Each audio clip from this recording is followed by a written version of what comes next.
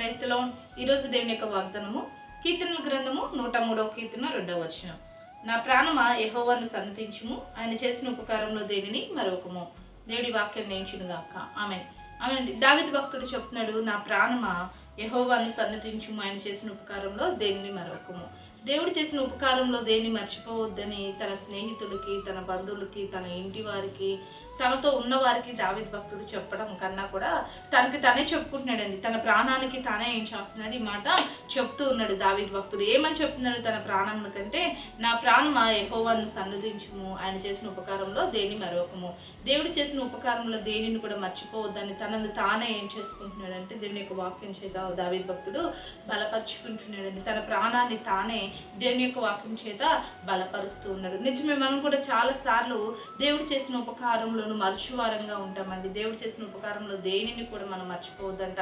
ఆయన చేసిన ఉపకారములను బట్టి మనం దేవుని స్తుతించే వారంగా ఉండాలి.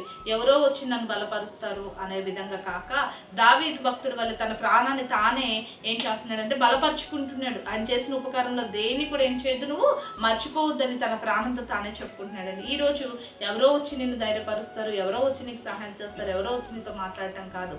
నీ ప్రాణానికి నీవే ధైర్యం చెప్పుకో. దేవుని స్తుతించు. దేవుని చేసిన ఉపకారంలో మర్చిపోక, ఆయన చేసిన ఉపకారంలో అన్నిటిని బట్టి దేవుని స్తుతించి ఇంకా అనేకమైన మేలులు దేవుడి చేత పొందుకో. రీతిగా దేవుడు నిన్ను దీవించునుగాక. ఆమేన్. ప్రార్థన చేసుకున్నామని సకల ఆశీర్వాదాలకు కారణభూతుడమైన మా ప్రియ పరలోకపు తండ్రి, ఈ యొక్క ప్రార్థన చూసిన ప్రతి విధంగా జ్ఞాపకం చేసుకొని, నువ్వు చేసిన మేలు మర్చిపోయారు కనుక నువ్వు చేసిన మేలు గుర్తుంచుకొని కృతజ్ఞులై అయ్యా తండ్రి, వారిని వారు బలపరచుకొని నేను స్తుతించే కృప ప్రతి ఒక్కరికి దయచేయమని యేసు నామములో ప్రార్థిస్తున్నాం తండ్రి. ఆమేన్.